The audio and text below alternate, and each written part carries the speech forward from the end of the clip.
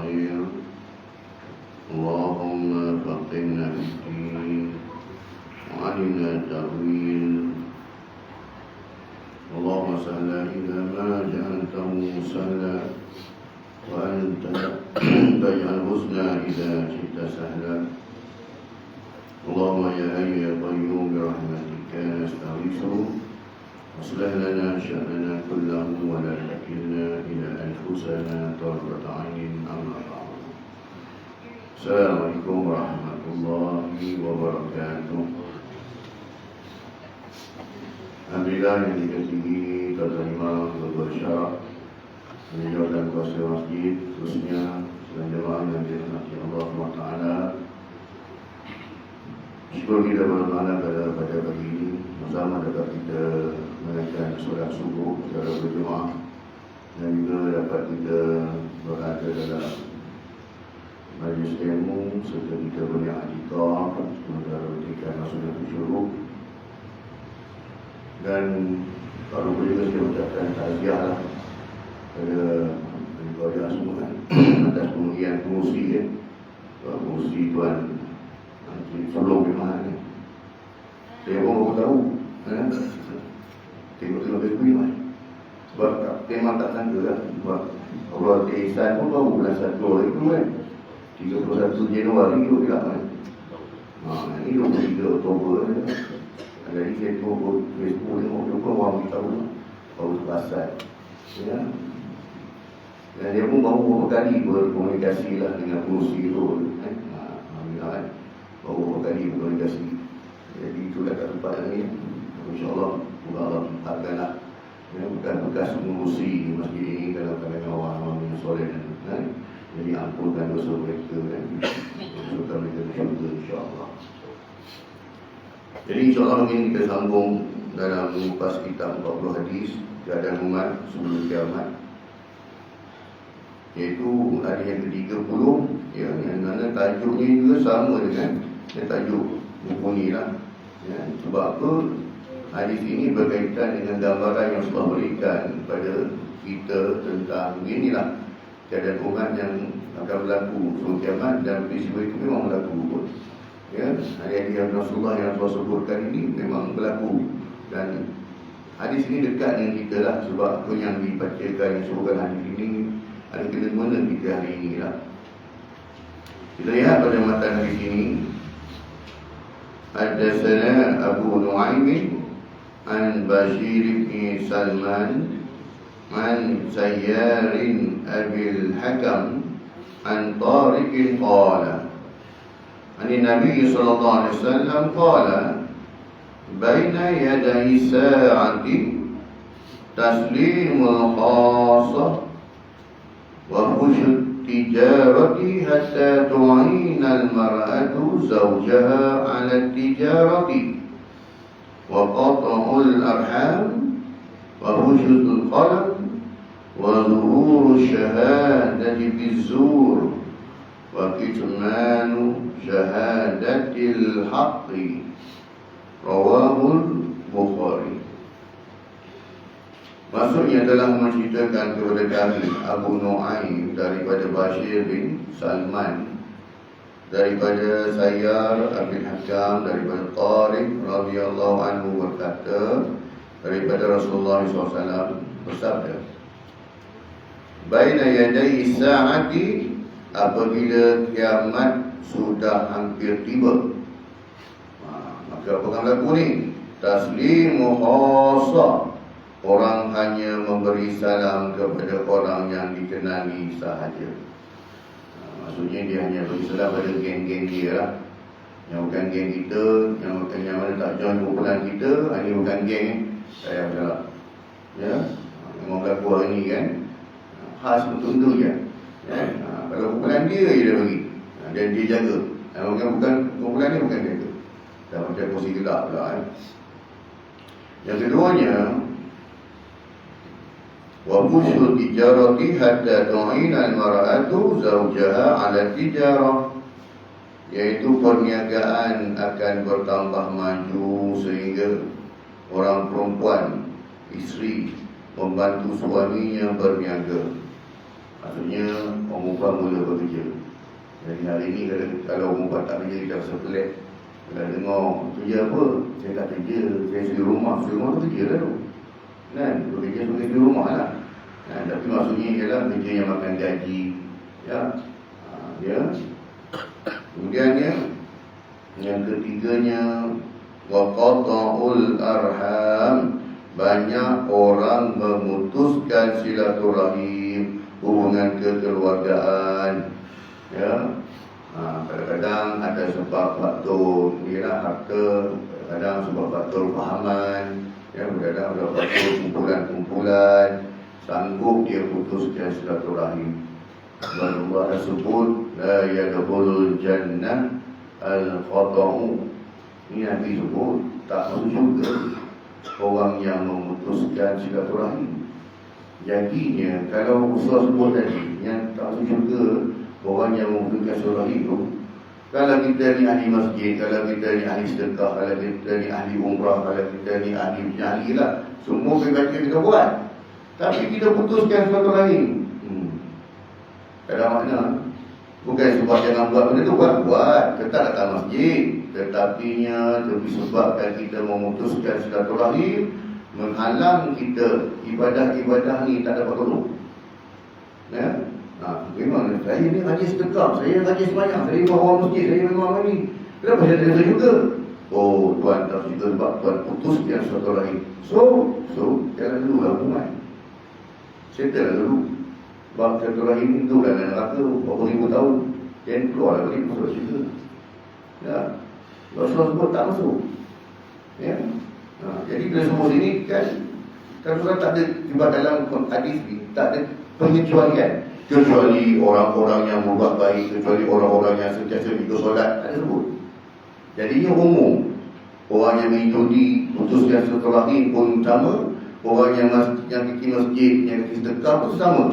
Dia umum, tak ada pengecualian dalam ni. Jadi siapa saja dia putuskan silaturahim, baik siapa pun dia, ahli agama bukan ahli agama, tetap tak masuk lah. Itu tadi lah. Tapi inilah yang berlaku dari zaman Rasulullah sebut kan. Banyak orang memutuskan silaturahim, hubungan kekeluargaan. Yang keempatnya iaitu Ghafushul qalami, dan berkembangnya ilmu penulisan dan banyak kitab. Kalau kita terjemahkan juga bahasa, segi bahasanya, Ghafushul qalami, banyak tersebarnya kalam. Kalam tahu dia? Pena lah. Kita kebanyakan pen lah pun. Pen kilometriko ke, pen batu ke, style ke benda lah. Banyak pen tau. Ataupun ilmu penulisan ni maksudnya, dulu orang tulis dekat kulit kayu, kemudian pindah pada kertas sekarang dah ada komputer, laptop, apa tak? Ada, kalau kita terjemahkan di sudut literal, tak? Ada sudut bahasanya, tak? Logiknya macam tu, tapi maksudnya lain. Dan yang kelimanya ialah wa zuhuru syahadati bizur, ya, wa kitman syahadatil haqq, banyak saksi palsu, ya, yakni orang yang menyembunyikan penyaksian yang benar. Tadi riwayat Al-Bukhari, hadis ke-1049. Orang yang menyembunyikan saksi palsu ni bukan kita dalam mahkamah. Dalam mahkamah tu dah pastilah. Tapi orang yang mana mereka ni melihat kebenaran, tetapi disebabkan sifat hasad mereka, dengki mereka, dan kebenaran itu dibawa oleh orang yang bukan daripada kumpulan dia, makanya walaupun dia ingat benda itu benar, dia sanggup sembunyikan kebenaran tersebut. Padahal dia tengok dah, dia tahu, dia ada ilmu tentang itu, dia tahu bahawa itulah kebenaran. Tetapi sebabkan ni tadi, bukan geng kita tadi ni, ya, yang orang hanya beri salam pada orang tertentu saja ni, makanya sebabkan dia bukan geng kita, maka disembunyikan kebenaran tersebut. Buat tak nampak. Sebab apa? Kalau aku cakap kan, rugi aku. Dah, aku telah memenangkan dia kan, rugilah aku. Jadi berdiam saja lah. Ataupun buat tak tahu je lah. Ataupun dia kata dah, kan? Dia condemn balik, kan? Itulah. Ini akhir zaman.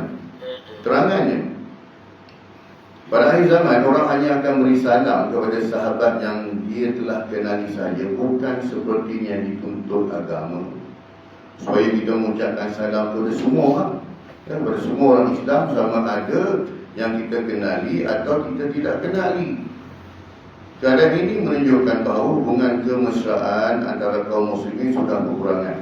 Sebab Nabi dah sebut tentang bagi salam ni, afshus salam wa itamut ta'am wa silul arham wa qumil laili wan nasu niyam. Ya, hadis riwayat Abu Salam kan. Ya, Abdullah bin Salam hadis ni. Ketika Rasulullah sampai tiba di Madinah, Rasulullah sebut perkataan, sebarkan salam. Jadi bila sebarkan salam, jangan memilih orang. Lagi je lah salam.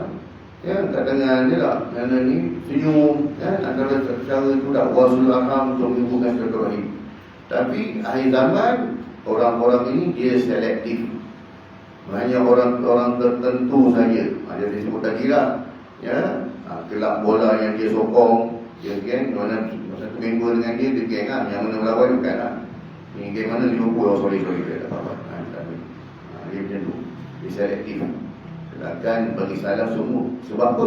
Sebab kita satu akidah. Akidahnya sama je, Tuhannya satu je, tak ada Tuhan dua.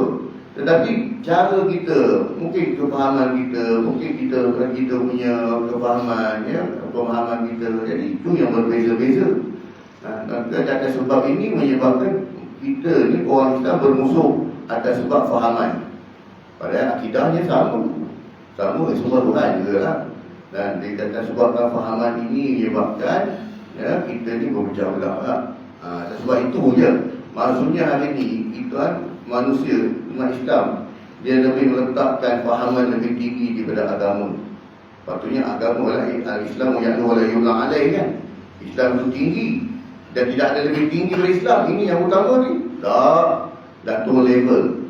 Islam bawah, fahaman lagi tinggi. Ni lagi. Sebab apa? Dia kata ini lagi utama ni. Tak ada yang utama pun. Lagi mana orang tu beramal, buat benda baik. Tidak ada satu kekhususan pun Rasulullah sebut, kan? Tak sebut. Yang Rasulullah sebut, dia ialah ahli sunnah wal jamaah. Ma'ana wa ashabi. Itu yang Rasulullah sebut. Maksudnya orang yang selagi kau berdiri, berjalan di atas landasan hadis, atas landasan Quran, ya, syarak ini dia berpandukan Al-Quran dan juga hadis, engkau akan selamat lah. Tak kira lah kau faham ni tak apa pun, lagi kau berdiri atas benda ni, berpegang pada benda ini, selamat. Selain pada tu belum tentu lah, tak ada jaminan selamat. Rasulullah SAW bersabda yang bermaksud mereka tidak akan masuk syurga sehingga mereka beriman, dan tidak beriman mereka itu sehingga mereka berkasih sayang. Adakah kamu mahu aku tunjukkan sesuatu yang mana apabila kamu mengerjakannya, nescaya kamu akan saling menyayangi sesama kamu. Afshus salam bainakum, sebarkan salam sesama kamu. Betul begitu yang ini. Jangan nak mengelakkan silaturahim lah. Tapi hari ini berbondong-bondong pula memutuskan silaturahim. Ya, patut kita tahu silaturahim ni lah. Hadis riwayat Muslim ayat ke-81. Ini bab yang pertama tadi yang saya sebut. Yang kedua yang pula, begitu pula cara hidup di akhir zaman bila mana ia terlalu mendorong orang perempuan untuk bekerja atau bekerjanya di luar rumah, terutamanya dalam bidang perniagaan. Orang perempuan terpaksa bekerja akibat daripada kos kehidupan yang tinggi sehingga gaji suami tidak cukup untuk memenuhi keseluruhan keperluan keluarga. Maka terpaksalah si isteri turut bekerja. Tabatul kehidupan lah, kos hidup, terutamanya di bandar-bandar lah. Ya. Wanita yang bekerjaya mestilah memahami tugas hakikinya sebagai isteri kepada suaminya dan ibu kepada anak-anaknya yang inginkan dambaan kasih sayang serta bantuannya ketika berada di rumah. Ini akan melahirkan perasaan kasih sayang, rahmah dan sakinah yang tenang di alam rumah tangga yang akan menatijahkan baiti jannati, rumahku syurgaku. Ya, bila ada seorang isteri, ya, dan juga ibu yang mana memberikan peranannya dalam menguruskan rumah tangga ni, ya, memahami tanggungjawab dan hak sebagai ibu dan isteri serta dapat melaksanakan dengan sebaik mungkin, sudah tentu akan menjadikan dia lebih dihormati dan kehidupan kekeluargaan akan berjalan dalam keadaan harmoni. Bila mana isteri sudah bekerjaya, maka dibimbangi ia akan mengakibatkan kerenggangan hubungan kekeluargaan. Isteri tidak lagi taat pada suami, kerana dia juga banyak memiliki wang dan mungkin lebih banyak daripada wang suaminya. Manakala anak-anak pula menjadi mangsa kehilangan kasih sayang ibu bapa kerana mereka hanya menyerahkannya kepada orang gaji pembantu rumah saja nak jaga anak-anak dia ni. Jadi zaman ni, ya, isteri bergerak dia prihatin untuk bantu suami dia lah. Maka dia pun mulalah berniaga kecil-kecilan, jual-jual tanah jual sini lah, sekarang ni boleh lah. Dia dropship lah, niaga ke TikTok lah, buat lah TikTok, niaga sini lah. Maka pendapatan pun banyak, ya, tak ada masalah lah. Jadinya disebabkan perniagaannya makin maju, makanya makin banyak dia dah dapat. Dia kira-kira balik tengok, gaji aku ni lebih dari suami, kan? Jadinya lama-lama tengok, kan? Tengok orang sekolah lagi lebih dah. Maka timbullah perasaan apa, ego dia. Jadi bila suami mintakan sesuatu apa semua dah, jubatlah air sibuk, dia dah mula. Dulu tak ada macam ni. Ya, dulu kalau suami balik rumah, ya, sediakan air untuk suami tu apa, sekarang tak ada. Air sibuk, duduk tentang buku-buku barang. Bila suami minta sesuatu apa semua dah. Jadi bila suami mula ungkit balik, dulu you tak macam ni pun, bila tu pong lah, dia kata, api dah mentulak. You tahu tak, I kerja ni nak tolong nak ni dalam rumah kita ni. I buat benda ni tak. I punya pendapatan lagi tinggi benda you tahu tak. You kena ingat. Dia belajar dalam dia punya, dia belajar pada Ustazah Mana Atam, dia kata, isteri ni kata semua patutnya urusan rumah tangga ni suami yang buat dia tak. Pasal pinggan, masak, semua suami dia kata. Kan? Dia tak baca ayat Quran sebut Ar-Rijalu Qawwamun 'alan Nisa. Orang lelaki ni pemimpin pada wanita. Dan dia juga tak baca hadis yang Allah sebut, kalau aku diperintahkan untuk seseorang tu menyembah, bukan sembah, untuk sujud pada seseorang, saya aku akan perintahkan isteri sujud pada suami. Dia tak baca hadis tu, ya? Dia tak baca hadis yang mana redha Allah terletak pada redha suami lah. Maksudnya syurga isteri bawah suami kan? Dia tak baca hadis tu. Yang dia baca sebut tentang apa? Patutnya you tengok akad nikah dah. Mana dia sebut I kena buat kerja rumah, I kena tu yang dia tengok. Padahal benda ni lagi luas. Dia tak baca air untuk suami, dia tahu minta apa yang suami minta. Kalau suami dia kecil hati, ditakdirkan suami dia mati dulu, dia pun tak masuk syurga. Bila mana suami dia mati dalam keadaan dia tidak redha pada isteri dia, itu dia tak baca. Yang dia baca terkait tanggungjawab ayat, you cari nafkah, cari rezeki, you uruskan rumah tangga semua. Ya. Kalau itu betul-betul nak nikah tu, nafkah tak nikah tu dah. Apa itu nikah? Perkahwinan.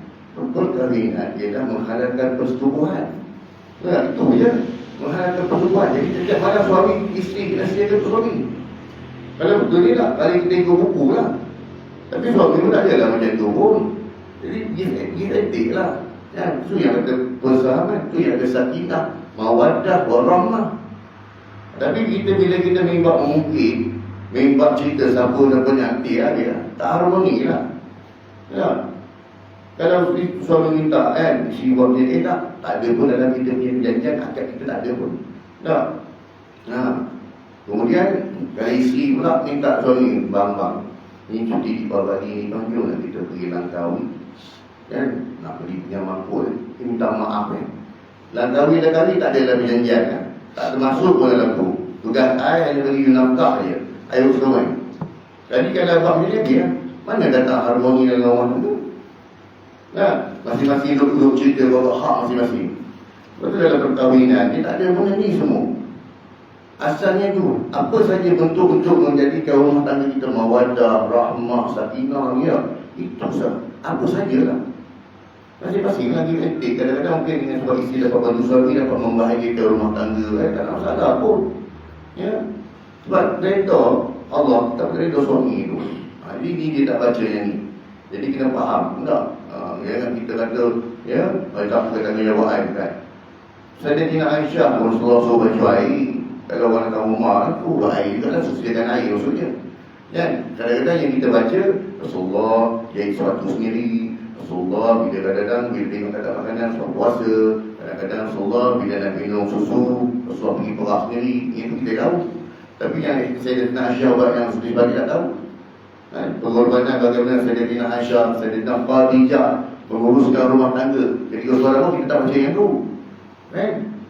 Kita tak baca yang tu. Kita baca yang Rasulullah jahit sepatu, dan Rasulullah pergi perah susu sendiri minum. Yang tu kita tengok, kan? Tak. Ya. Isteri-isteri Rasulullah juga berkhidmat menguruskan rumah tangga. Sayyidatina Fatimah bila mengadu pada Nabi minta membantu, orang kata tak, kau tak perlukan. Kau baca yang zikir ni, subhanallah, alhamdulillah, Allah Akbar. Ya Rasulullah beritahu pada Sayyidatina Aisyah dan juga Sayyidatina Fatimah dengan Sayyidina Ali lah. Kau Fatimah, kau uruskan rumah dalam masa rumah lah, kau buat lah. Ali, kau buat kawasan luar. Mana-mana. Jadi kita faham macam tu lah. Tadi saling bantu-membantu. Yang mana pun kita bantu. Tapi kalau abang mungkin bukan tugas saya, bukan jadi ya. Jadi rumah tangga memang tak bahagia. Ya, ini akhir zaman itu. Bila isteri bekerja, income dia akan jadi ekor, dia akan jadi belakang sombong bila income dia lebih pada suami dan dia terlalu busy menguruskan hingga dia abaikan. Ini yang peranan dia, tanggungjawab sebenar dia letak.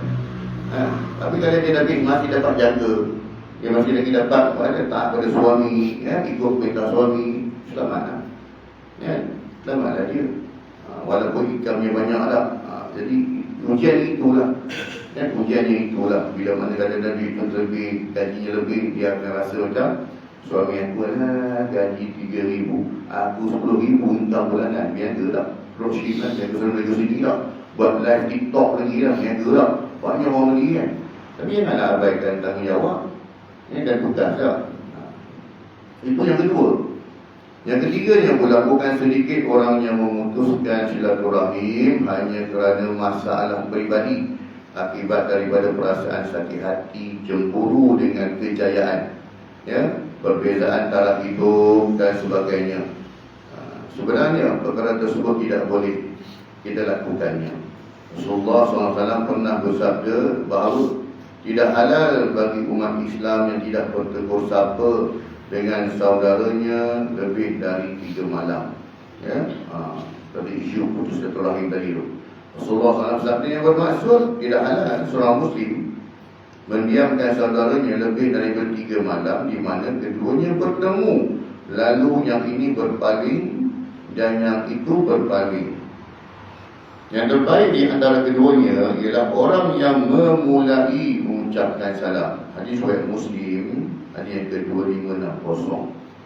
Akibat perselisihan faham, akibat perbezaan pandangan, maka putus silaturahim. Semayang satu masjid, tapi memang tak ni pun. Tak, seorang keluar pintu sana, seorang keluar pintu sini. Tak, semayang sama-sama dalam salah lah, tapi dalam silaturahim itu tak ada. Dia rugi lah. Malam lah. Kan? Kita ni orang baik, orang yang solat, orang yang macam-macam, tapi silaturahim diputuskan akhirnya. Memutuskan silaturahim adalah termasuk antara dosa-dosa besar.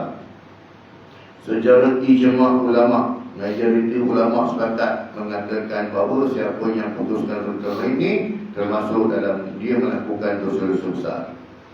Memutuskan silaturahim boleh berlaku dengan memecahkan hati bagi saudara kecil hati, ya, saudaranya, kerabat terdekatnya, dan meminggirkan mereka, sama ada dengan cara tidak berbuat ihsan, tidak buat baik kepada mereka, seperti tidak memberikan harta atau bantuan kepada mereka ni ketika mereka dalam keadaan yang sangat memerlukan. Sedangkan kita berkemampuan dari sudut kewangan atau tidak menziarahi mereka tanpa ada sebarang keuzuran. Uzur yang dimaksudkan adalah seperti seorang itu hilang sesuatu yang boleh menyatukan hubungan dengan mereka, seperti hilang harta ataupun ada harta tapi harta tersebut hanya memenuhi hajatnya sahaja yang lebih utama untuk dibelanjakan. Manusia ni dia boleh putus silaturahim bila mana hartanya banyak, dan dia juga boleh hilang silaturahim bila hartanya tak ada. Tiba-tiba dia dapat sesuatu lah kan, yang benar menyebabkan berubah cara hidup dia. Time tu semua orang mengaku saudara kan. Tiba-tiba orang dah dapat dia dulu ada, kena juga, dia kena juga, sebab masing-masing mengaku lah. Maksudnya nak impact dia. Dia pun dah berubah cara hidup, makanya dia tengok orang ni semua, aku berjaya ni sebab aku punya usaha dah. Maka bila orang datang, ada minta bantuan, saudara-saudara dekat ni lah kan, satu makanya dia putus dengan silaturahim dengan sebab tu. Dan silaturahim boleh terputus dengan sebab itu harta ni. Dan kemudian silaturahim juga boleh terputus dengan sebab apa? Hilangnya harta. Dia jatuh, tak ada harta dah, mari dia nak pergi minta balik orang buat tak kenal dah. Jadi dengan sebab itu harta, kuasa dah, begitulah jadinya bersama hidup ni. Jadinya kalau kita pegang pada proses tersebut, dalam bab silaturahim ni saya bahkan salam tadi dah, kawan dah. Setakat mana kalau kita boleh bantu, kita bantu. Kalau tak boleh bantu, cakap kita bantu, terangkan dengan baik. Biasanya dalam bab kewangan lah, pinjam-meminjam ni, kadang-kadang adik-adik dia putus silaturahim sebab tu juga sebab pinjam-meminjam. Kita tahu dah, pada bagi dia memang pinjam bulu kasar ni lah, dapat bangkal hujung lesap ni lah, yang hilang dia dan kawan tu pun, kawan itulah faktornya. Jadi elakkanlah benda-benda macam ni lah dan kita cubalah teruskan dengan baik juga. Seterusnya ialah penyaksian palsu pula adalah pembohongan yang disengajakan dalam penyaksian. Ini kata sudah saksi palsu tadi. Kita jangan terbayang saksi palsu dalam mahkamah saja, sebab kita pokok-pokok dia masuk mahkamah pun. Kalau kita kira dalam masjid ni pun, kalau seorang kat tangan pun pokok orang yang masuk mahkamah lah. Ini bukan isunya yang tu. Mahkamah satu hal, isu dalam mahkamah itu satu hal. Ini kita luar mahkamah tadi yang suruh tadi tu. Maka sebagaimana penyaksian palsu sebagai sebab pembatalan kebenaran, demikian pula menyembunyikan penyaksian sebagai sebab pembatalan kebenaran.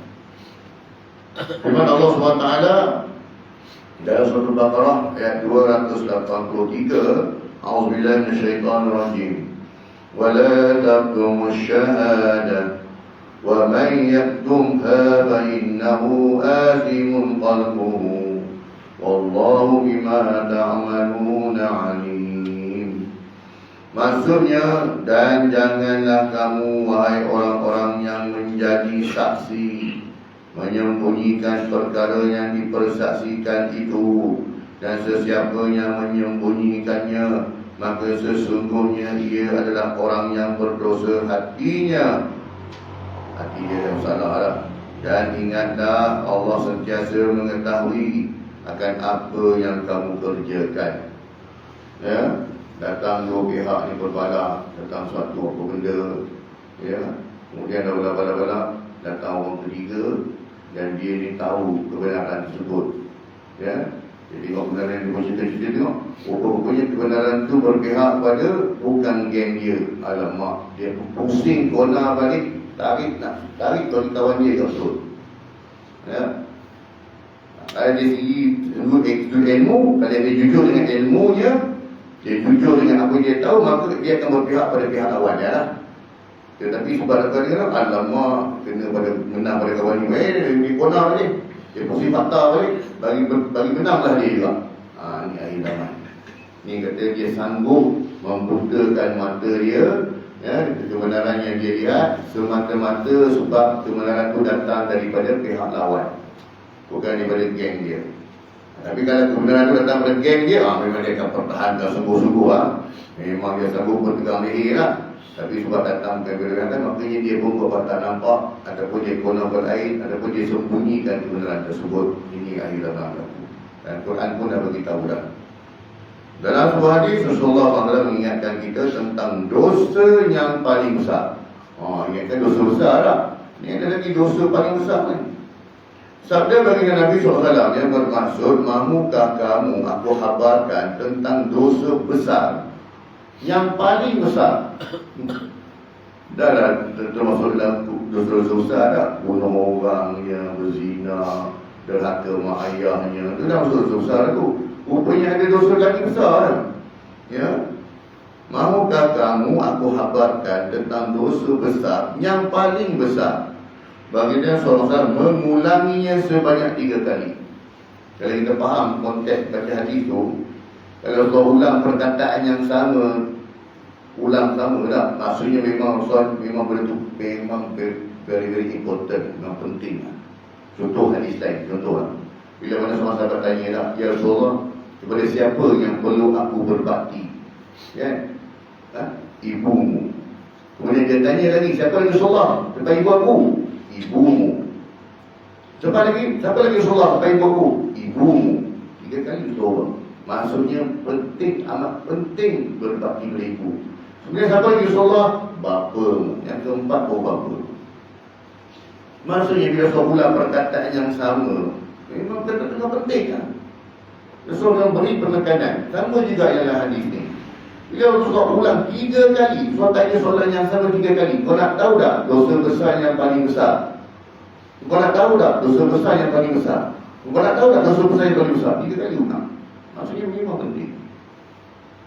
Baginda SAW mengulangi sebanyak 3 kali. Kemudian Rasulullah beritahu pada perkara yang dosa besar yang paling besar, menyemutukan Allah, derhaka kepada ibu bapa, penyaksian palsu, ucapan bohong tadi termasuk dalam itu. Ya, 3 dosa besar yang paling besar, syirikkan Allah, derhaka ibu bapa, penyaksian palsu. Ya.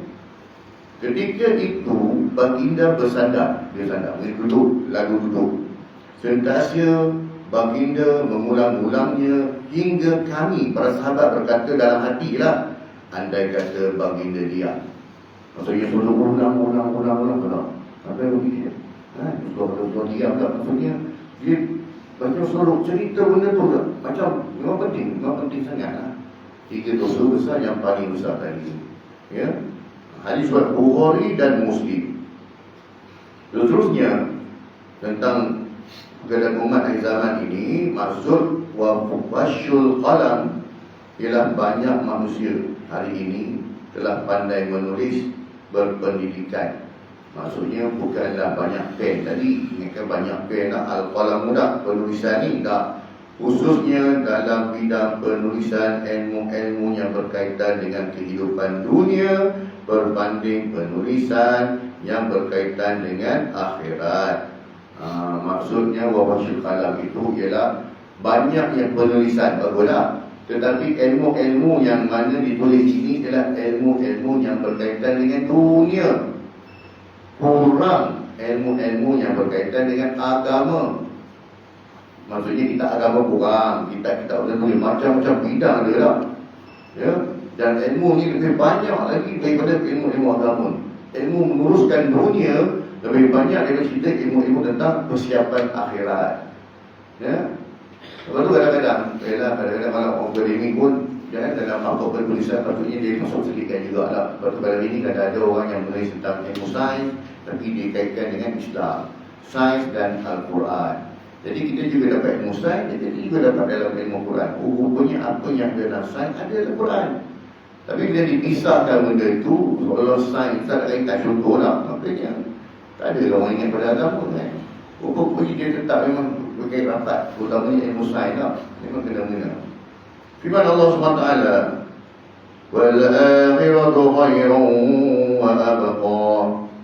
Padahal kehidupan akhirat lebih baik dan lebih kekal. Surah Al-A'la ayat 17. Dan surah Al-Duha juga diyakinkan ayat keempat, وَالْآخِرَةُ خَيْرٌ لَكَ مِنَ الْأُولَى.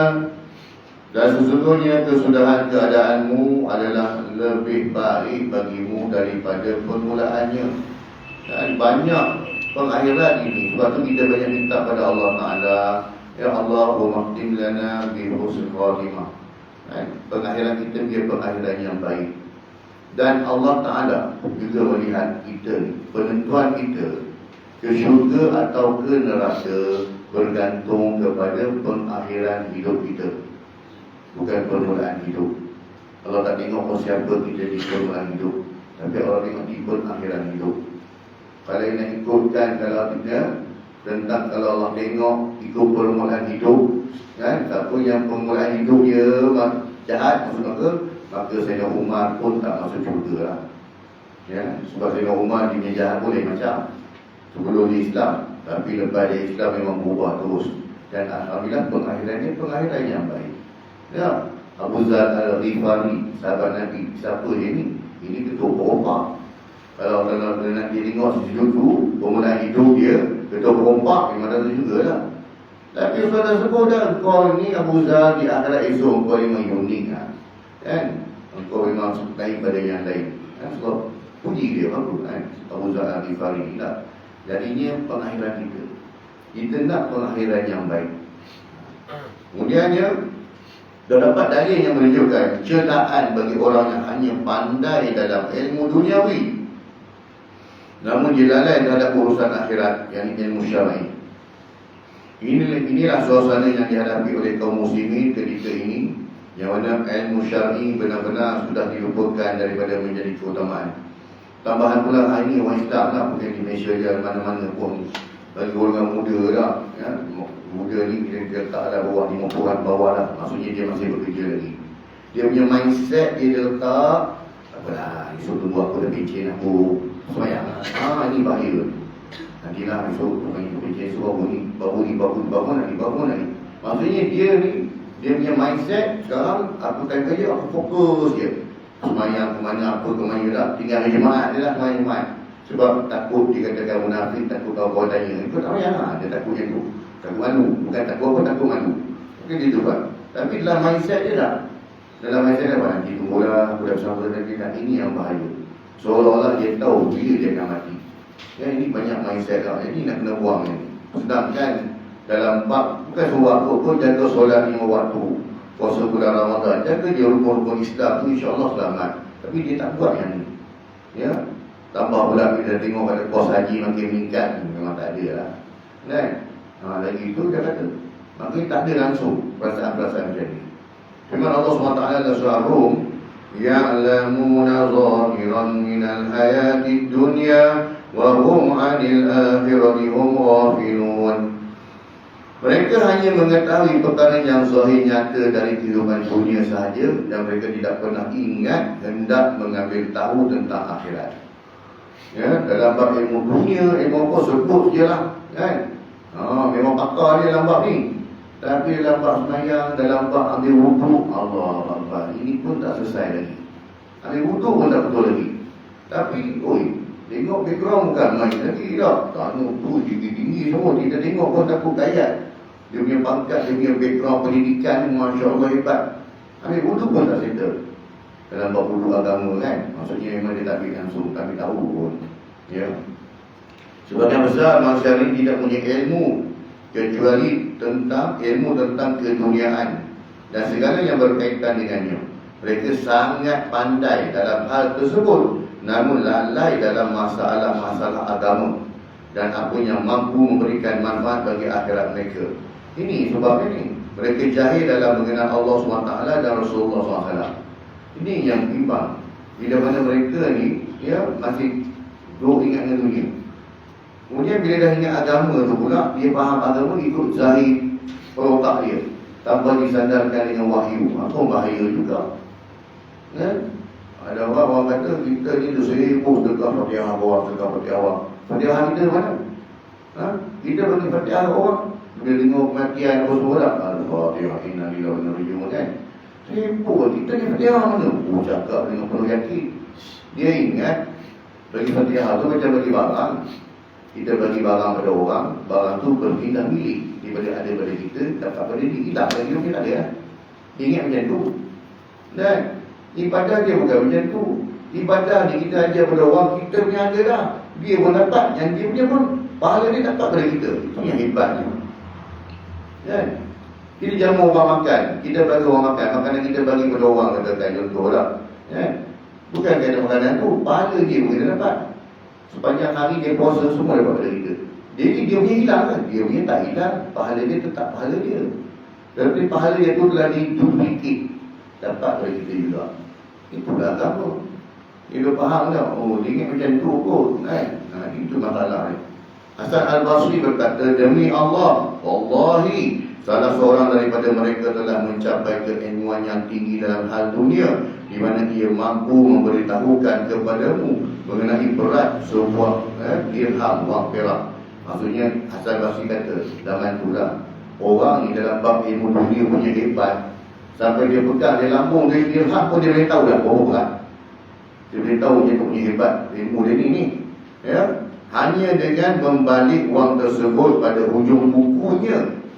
Ya, kata Hasan Basri lah. Sedangkan dirinya sendiri tidak berilmu dalam melaksanakan solat. Cerita pakai ekonomi, kena buku lemak turun, hujan mantap. Kita dah dapat isu pun semua dia mantap. Kita buat hakimat tu pun boleh dia lah. Ditapau semua. Tapi kita buat semayang, kita buat wuduk, nak betulkan wuduk ni pun kan? Kadang-kadang solat jenazah ni tuan nak. Kadang-kadang saya ada demo. Kita pun dah cakap kan. Solat jenazah, mari dia semayang. Kenapa dua pokok? Bukan suruh jadi imam pun. Kau ambil wuduk, kau ikut je lah. Tak ada niat saya solat jenazah, sudah. Paling minimum lah. Sayang, kalau orang lelaki lah. Kalau dia suruh kempen lah semua. Kami kempen, main wuduk semayang. Sebab kita ramaikan solat jenazah, itulah penghormatan terakhir kita kepada jenazah tersebut. Tapi sebab tak ada ilmu, tak kerti baca, kau diam. Mula-mula kau ikut je dulu. Tak kerti baca tu semua tak apa. Kau ni kau tanya orang. Takbir pertama baca apa, takbir kedua baca apa, takbir ketiga baca, tanya orang. Yang penting ikut dulu. Tapi bila dah tak pernah buat, bila orang dapat jenazah lah, dapat masa saya tunggu kat sini nak sambut jenazah kan, tak payah. Itu yang paling besar pahala tu. Tapi kalau nak faham, ilmu tak ada kan? Dia risau bukan kalau nak jadi imam pun, bukan suruh jadi orang pun, duduk ikut je lah, duduk belakangnya. Ikut je lah, buat. Jadi dari situ kita akan belajar lagi. Dan esok ada kematian kedua pula, hari tu dah buat sekali, yang ni kali kedua. Dia belajar, saya itu lagi kena kan? Tapi dah orang tak faham. Pada dia tak apa, bagilah imam ada ni, orang masjid ni, orang masjid. Orang masjid je, aku bukan orang masjid, dia tak payah lah. Dia macam tu pula. Syekh Abdul Rahman bin Nasir As-Sa'di rahimahullah dalam kitab Taisir Karim Ar-Rahman fi Tafsiri Kalamil Mannan berkata, sungguh menghairankan adanya begitu bijak dan cerdik dalam ilmu sains elektronik. Bahkan mereka ialah pakar dalam bidang kenderaan di darat, laut dan udara. Masyarakat melihat mereka sangat pandai dalam ilmu keduniaan tadi, dan mereka memandang orang lain tidak sehebat mereka dalam bidang yang mereka ceburi. Betul lah. Kalau dah suruh pakar, mana datangnya lah. Mesti orang tertentu je lah. Namun amatlah malam, kerana mereka buta dalam urusan agama dan menjadi orang yang benar-benar lalai dari akhirat. Mereka tidak memandang bahawa hidup di dunia pasti akan berakhir. Mereka benar-benar berada dalam kejahilan. Mereka lupa pada Allah, maka sudah pasti mereka juga lupa akan diri mereka sendiri. Mereka itulah orang-orang yang fasik. Ya, dalam bab ilmu dunia memang hebat, tapi dalam bab akhirat laut.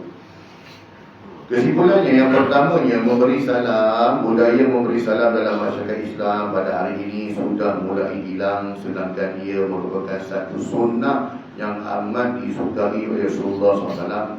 kerana ia mampu untuk menyatukan perpaduan umat Islam. Yang keduanya pula, pada zaman ini wanita berkerjaya tidaklah pelik dan bukanlah satu perkara yang asing. Walau bagaimanapun, kerjaya pertama dan terbesar wanita yang tidak dapat disangkal dan tidak mampu ditandingi oleh mana-mana pesaing adalah mendidik seluruh generasi. Tugas ini disediakan oleh Allah SWT untuk wanita secara fizikal dan mental. Yang ketiganya, menjaga dan menghubungkan silaturahim merupakan perkara yang dituntut dalam agama. Segala amalnya tidak berguna dan tidak berpahala walaupun kita telah beribadah dengan penuh keikhlasan siang dan malam. Tetapi bila kita masih memutuskan silaturahim dan menyakiti hati orang-orang Islam yang lain, maka amalannya tidak ada ertinya di sisi Allah SWT. Tak ada erti. Tapi hari ini orang tak takut ya. Dia tengok ada Facebook dan ni pun dalam grup WhatsApp ni pun. Ya. Dalam grup WhatsApp ni pun kadang-kadang tak macam ni. Dia tulis tapi dia tak menakut pula. Dia tak ada akhirat pula bagi dia. Ataupun akhirat tu hanya untuk orang lain, bukan untuk dia pun. Yang keempatnya, memberikan penyaksian palsu adalah punca kepada timbulnya kezaliman, melakukan jenayah sewenang-wenangnya dan menghilangkan hak orang lain dalam harta juga kehormatan. Dan yang kelima, agama Islam amat menggalakkan dan menganjurkan umatnya supaya menerapkan ilmu agama kepada anak-anak sejak mereka kecil lagi. Ibu bapa bertanggungjawab menjaga amanah Allah SWT ini dengan sebaik-baiknya dengan memberikan anak-anak mereka pendidikan yang sempurna dan seimbang, iaitu duniawi dan ukhrawi, bagi membentuk jati diri yang teguh dan Muslim yang sejati dan sebenar. Kehidupan dunia dan akhirat perlu ada keseimbangan, namun Islam letakkan kehidupan di akhirat lebih utama.